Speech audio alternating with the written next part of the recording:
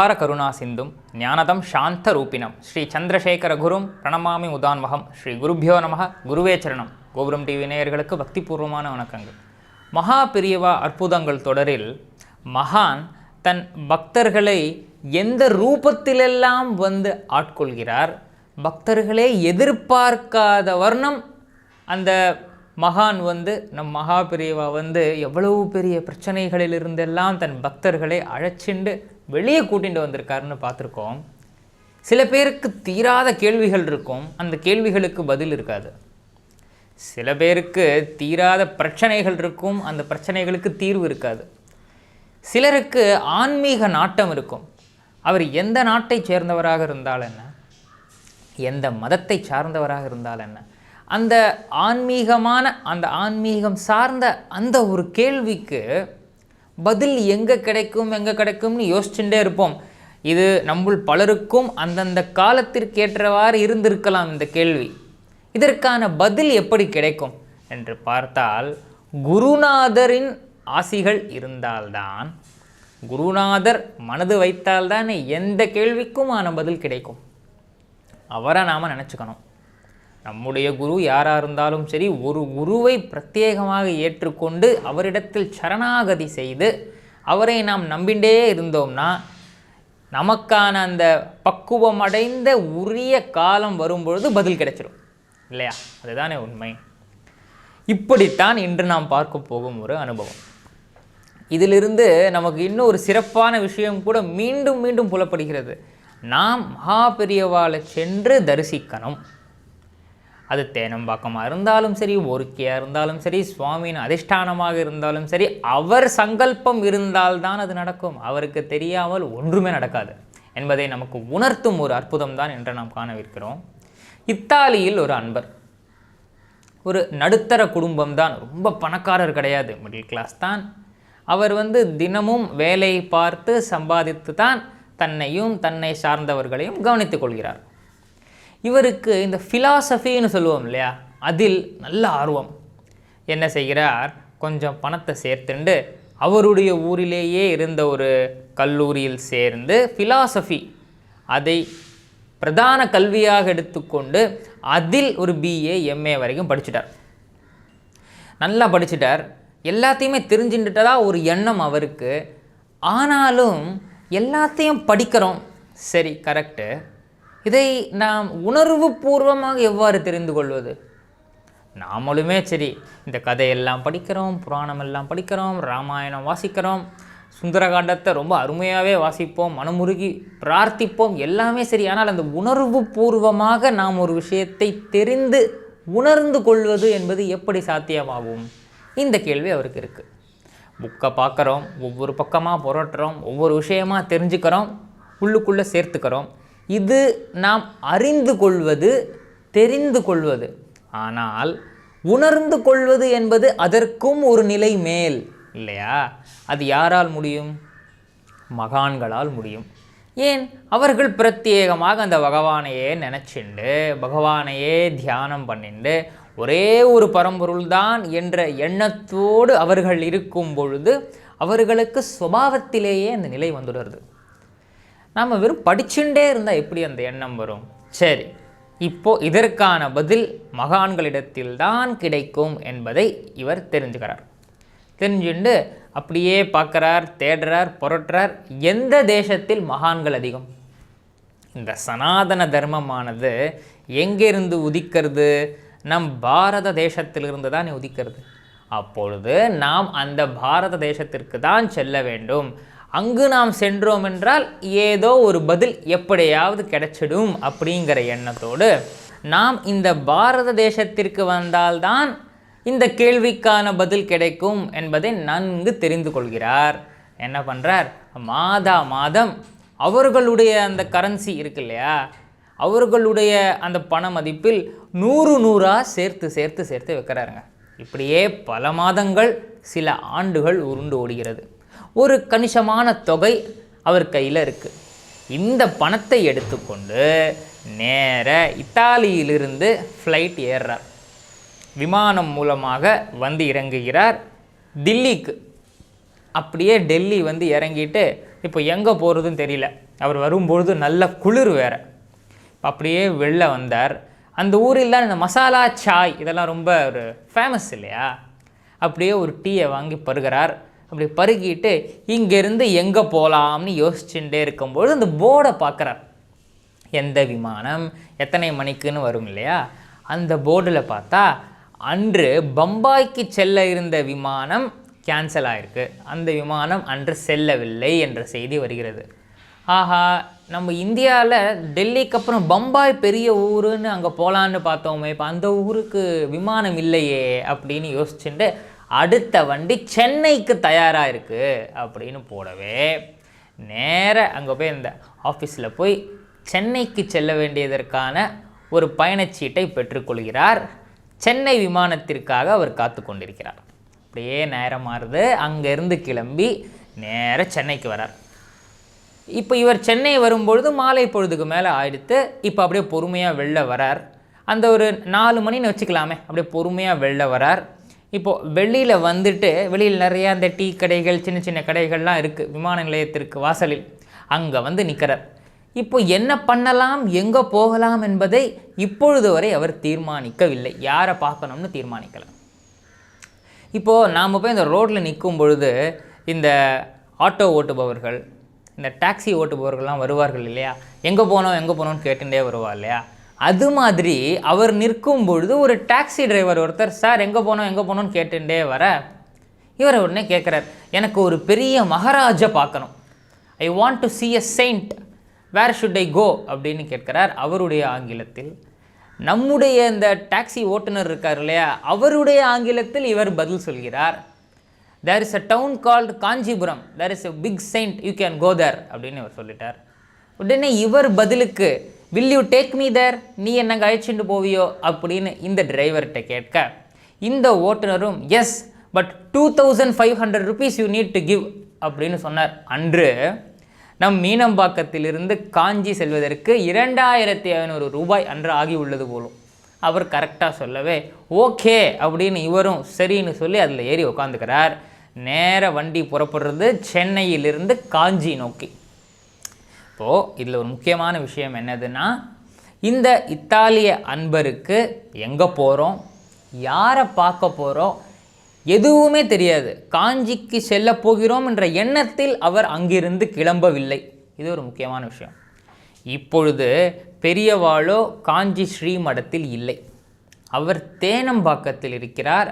அதுவும் காஷ்ட மௌனத்தில் இருக்கிறார். காஷ்ட மௌனம்னா என்னது?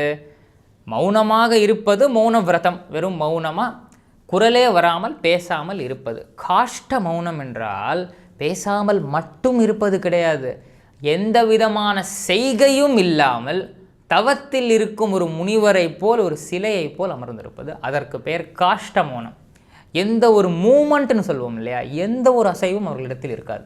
காஷ்ட மௌனத்தில் இருக்கார். ஒரு சில முக்கியமான அன்பர்கள் அங்கு இருக்கிறார்கள். பெரியவாளுக்கு பணிவிடை செய்யும் தொண்டர்கள், சில சிஷ்யர்கள் மட்டும் அங்கு உள்ளார்கள். இன்று வரை நாம் தேனம்பாக்கம் போனோம் என்றால் நம் மகா பெரியவா பயன்படுத்தின அந்த கயிற்றால் பின்னப்பட்ட கட்டில் இருக்கும், அவருடைய அந்த கண்ணாடி வைக்கப்பட்ட அந்த பேழை இருக்கும், அவர் பயன்படுத்தின பாதுகைகள் அங்கு இருக்கும். அவர் தண்ணீரை மூண்டுண்டு நீராடின அந்த சின்ன கிணறு அங்கே இருக்கும், அந்த சின்ன தொட்டியும் அங்கே இருக்கும். ஆக அதற்குள் ஒரு சின்ன அறை, அதற்குள் நம் மகா சுவாமிகள் மௌனத்தில் இருக்கார். அப்போ மௌனத்தில் இருப்பார். சில சமயத்தில் ஓய்விற்காக சென்று விடுவார், யாரிடமும் பேச மாட்டார். அங்கு சில அன்பர்கள் இருந்தார்கள் இல்லையா, அவர்களிடத்தில் இத்தனை நேரம் மௌனமாக இருந்த நம் பெரியவா திடீர்னு பார்த்து அவன் வந்துட்டானா அப்படின்னு ஒரு கேள்வி கேட்டார். இவர் யாரை சொல்கிறார் அவன் வந்துட்டானான்னு? இன்றைக்கி யாரும் விஐபிலாம் வர்றதா கூட இல்லையே. உடனே அங்கே இருந்த சில அன்பர்கள் இல்லை பெரியவா யாருமே வரலை, திரும்பி கண்ணை மூடிண்டு ஒரு தியானத்துக்கு போயிட்டார். அப்படியே கொஞ்ச நேரம் ஆறுது. திடீர்னு கண்ணை ஒழிச்சுட்டு அவன் வந்துட்டானா பாரு அப்படின்னார். இங்கே இருப்பவர்களெல்லாம் மறுபடியும் வாசலுக்கு போகிற, யாரையும் வர காணுவேன், நம்ம ஒரு 10-15 பேர் இருப்போம் அவ்வளவுதான். அந்த வாசலுக்கிட்ட ஒரு 3-4 ஸ்திரீகள் மட்டும் உள்ளார்கள், அவ்வளவுதான், வேறு யாருமே இல்லையே, வேறு யாருமே இல்லை பெரியவா. அப்படியா அப்படின்னு கண்ணை மூடிட்டார். இப்பொழுது இந்த வண்டி, இந்த இத்தாலிய அன்பர் வரார் இல்லையா, அந்த வண்டி நேர தேனம்பாக்கம் வர்றது. தேனம்பாக்கம் வந்ததும் அந்த அன்பரும் நேர உள்ள வரார். மகாராஜ் இஸ் இன்சைட் அப்படின்னு இந்த டிரைவர் சொல்லிட்டு பணத்தை பெற்று கொண்டு சென்று விடுகிறார். இவர் நேர உள்ளே போக சில அன்பர்கள் அவர் இடத்துல வந்து உங்களுக்கு என்ன வேணும், யாரை பார்க்கணும், இந்த டிரைவர் சங்கராச்சாரியார்னு ஒருத்தர் சொன்னார், அவரை பார்க்கணும், எனக்கு சில கேள்விகள் அவர்கிட்ட கேட்கணும், அதுக்கு தான் நான் வந்திருக்கேன் அப்படின்ன உடனே இல்லை இப்போ அவர் மௌனத்தில் இருக்கார், யூ கோ அண்ட் வெயிட், நீங்கள் போய் செத்த நேரம் வந்து காத்துன்றுங்கோ, பெரியவாளே அழைப்பா, அப்போ உள்ளே போகலாம் அப்படின்னு சொல்ல இவரும் காத்துன்ருக்கார். அப்படியே கொஞ்ச நேரம் மாறுது. மறுபடியும் அப்படி கண்ணை திறந்து பார்த்த பெரியவா அவன் வந்துட்டானா பாரேன் அப்படின்னு சொன்னாராம். இங்கு இருந்த அன்பர்கள் மீண்டும் யாருமே வரல பெரியவா, ஒரே ஒரு வெள்ளைக்காரர் மட்டும் வந்திருக்கார், இது இட்டாலியிலேருந்து வந்திருக்கேன்னு சொன்னார்னு சொல்கிறதுக்குள்ள அவனே தான், அவனை இங்கே வர சொல்லு அப்படின்னாராம் மகான். இவருக்கெல்லாம் ஒரே ஆச்சரியம், அது எப்படி இந்த வெள்ளைக்கார அன்பர் இட்டாலியிலேருந்து இங்கே வர போகிறாருன்னு பெரியவாளுக்கு தெரிஞ்சது? முன்னமேயே கடிதம் ஏதாவது வந்ததா ஸ்ரீமடத்துக்கு? கிடையாது. அவரும் இவரை பார்த்ததே இல்லைன்னு தானே சொன்னார். என்ன விஷயம் நடக்கிறதுன்னு எல்லாரும் யோசிச்சுட்டே இருக்கும்பொழுது ஒரு அன்பர் அங்கு சென்று அந்த இத்தாலிய பக்தரை இங்கே அப்படி அழைச்சின்னு வர சொல்கிறார். அவரும் இங்கே வரார் பெரியவாளை பார்க்கறதுக்கு. பெரியவாளை பார்க்குறார். அப்படி பெரியவாளை பார்த்ததுமே ஒரு 10 அடி தூரத்தில் அவரை அமரச் சொல்கிறார்கள். அவரும் அங்கே உட்காந்துக்கிறார். இப்பொழுது நம் மகா பெரியவாளும் எதுவும் பேசவில்லை, அந்த அன்பரும் எதுவுமே கேட்கவில்லை. அந்த இத்தாலிய அன்பர் பெரியவாளை வந்து அந்த வைத்த கண் வாங்காமல் பார்ப்பதும் சொல்லுவோம் இல்லையா, அப்படி கண் கொட்டாமல் அப்படி பார்த்துட்டே இருக்கார் பெரியவாளை. அவரை பார்த்துட்டே இருக்கும் பொழுது தன்னையும் மீறி மெல்ல மெல்ல உந்தி உந்தி அப்படியே பெரியவா கிட்ட வந்துட்டே இருக்கார் அந்த பக்தர். அந்த உட்காந்துட்டே இந்த கையால் நகர்ந்து வருவதும் சொல்லுவோம் இல்லையா, அப்படியே கிட்ட ஒரு ஆர்வத்தோடு வராராம் அவர். சுற்றி இருந்தவர்கள்லாம் நோ நோ நோ இதுக்கு மேலே கிட்ட போகக்கூடாதுன்னு சொல்லி தடுக்க பெரியவா அப்படி ஒரு சொடக்கு போடுறார், எல்லாரும் நின்று போயிடுறா. உடனே ஒரு அன்பர் வந்து பசுஞ்சாணத்தால் செய்த ஒரு சின்ன கடத்தை பெரியவா முன்னாடி வைக்கிறார். அது பொதுவாக எதுக்கு வைப்பானா, ரொம்ப ஒரு கூட்டமாக இருக்குது, இல்லை பெரியவாளுடைய ஆச்சாரத்திற்கு ஏதேனும் குறைவு ஏற்படும் சூழ்நிலை வந்துடுமோன்னு நினச்சிட்டானா அதை வச்சுடுவா. ஏன்னா இந்த தோஷமும் அவருக்கு வரப்படாதுன்னு அதெல்லாம் பெரியவா தள்ளி விட்டாராம். அதெல்லாம் ஒன்றும் தேவையில்ல, அவன் கிட்ட வரட்டும் அப்படின்றார். அவர் கிட்ட வந்து அமர்ந்துட்டு திடீர்னு கன்னத்தில் போட்டுக்கிறாராம். திடீர்னு சிரிக்க ஆரம்பிச்சுட்டார் அந்த பக்தர். திடீர்னு கண்ணீர் விட்டு அடறார். ஓ மை காட்னு அவர் இங்கிலீஷ்லேயே கத்துறார். ஆங்கிலத்தில் இந்த புலகாங்கிதம் அடைந்து என்னென்னமோ சொல்கிறார். அதில் பாதி தான் சிலருக்கு புரியுறது, அந்த பாதியும் பலருக்கு புரியவில்லை. அப்படியே கத்துறார், கூச்சல் போடுறார், கூப்பாடு போடுறார். இப்போ நம்மளுடைய பெரியவா லைட்டாக ஒரு சிரிப்பு சிரிச்சாராம். மெதுவாக ஒரு புன்னகை பூரித்து விட்டு அந்த அருகில் இருக்கும் சிஷ்யரை பார்த்து சரி சரி இவனை இப்போ கிளம்ப சொல்லு, அவன் ஆற்றுக்கு போய் சேர சொல்லு அப்படின்னு சொன்னாராம். அந்த அன்பரும் யூ மே கோ நவ் அப்படின்னு சொல்லு. No no I won't go அப்படிங்கிறார். இல்லை பெரியவா உத்தரவு கொடுத்துட்டா நீங்கள் கிளம்பலாம்னு அவர்கிட்ட புரிய வைக்கும்பொழுது no how can I go, did you see the light அப்படின்னு கேட்டாராம். அங்கே ஒரு பெரிய ஜோதி இருக்கே, அதை நீங்கள் பார்த்தேடா அப்படின்னு அவர் கேட்குறார். No what are you telling about, no he is Jesus அப்படின்னாராம். ஹீ இஸ் மை ஜீசஸ்ன்னு சொல்லி ஜீசஸ்ன்னு கத்திகிட்டே இருந்தாராம் அவர் என்ன சொல்கிறாருன்னு யாருக்கும் புரியலை. அப்புறம் அவரை ஆஸ்வாசப்படுத்தி அவருக்கு தீர்த்தமெல்லாம் கொடுத்து அவருக்கு பெரியவாளின் பிரசாதத்தை கொடுத்து அவரை வெளியே அனுப்புகிறா. அவருக்கு உத்தரவு கொடுத்து அவர் போகும்பொழுது ஒரு அன்பருக்கு மட்டும், இந்த உடனிருந்த அன்பருக்கு ஏதோ ஒரு சின்ன ஒரு சந்தேகம், நெருடல். என்னமோ ஜீசஸ்ன்னு சொன்னார், ஏதோ லைட்டுனாரு, என்ன நடந்திருக்கு அப்படின்னு அந்த இத்தாலிய அன்பர் பின்னாடியே போய் அந்த தேனம்பாக்கத்தின் அந்த கேட் இருக்கும்ல, இப்போ போனால் கூட பார்க்கலாம், அங்கே வந்து இந்த சின்னதாக அந்த முயலுக்கான கேஜ் எல்லாம் இருக்கும், அதெல்லாம் கடந்து அந்த வாசலுக்கு வரும்போது அவரை நிப்பாட்டி நீங்கள் என்னமோ சொன்னேளே, ஜீசஸ்ன்னு சொன்னேள், ஏதோ லைட்டுன்னு சொன்னேள், அதை கொஞ்சம் எக்ஸ்பிளைன் பண்ணி சொல்லுங்கோலன்னு ஆங்கிலத்தில் கேட்கும்போது அவர் சொல்கிறார், நான் தூரமாக உட்கார்ந்த பொழுது அங்கே ஒரு பெரிய ஒளி தெரிஞ்சுது. அந்த ஒளியை பார்த்ததுமே கிட்ட போனால் அந்த ஒளி மெதுவாக விலகி சாக்ஷாத் இயேசுபிரானே உள்ளே உட்காந்துட்டு இருந்தார். நான் அவரை பார்த்தேன், அதனால தான் நான் ஜீசஸ்ன்னு கத்தினேன்னு சொல்லும்போது தான் இவர்களுக்கு புரிகிறது, அங்கு இயேசுபிரானாக நம் மகா பெரியவா அந்த கிறிஸ்தவ அன்பருக்கு, இத்தாலிய அன்பருக்கு காட்சி கொடுத்துருக்கார்.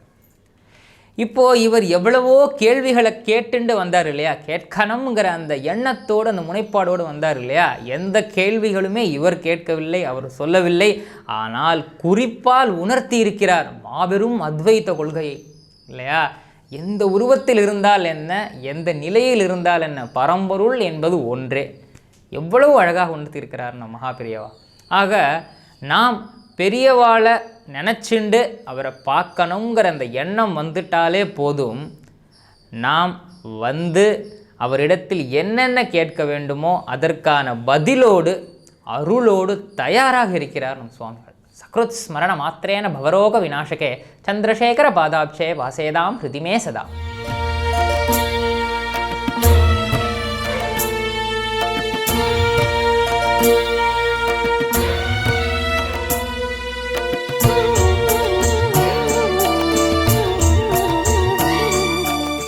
விதம் விதமான பக்தி நிகழ்ச்சிகளை உங்களுக்காக தந்து கொண்டிருக்கிறது உங்கள் கோபுரம் டிவி. உங்களுக்கு பிடித்த நிகழ்ச்சிகளை லைக் செய்யுங்கள், உங்களுக்கு பிடித்த மாணவர்களுக்கு ஷேர் செய்யுங்கள். மேலும் சப்ஸ்கிரைப் செய்வதோடு மட்டுமல்லாது அருகில் இருக்கும் பெல் பட்டனை கிளிக் செய்து கோபுரம் டிவி நிகழ்ச்சிகளை உடனுக்குடன் தெரிந்து கொள்ளுங்கள்.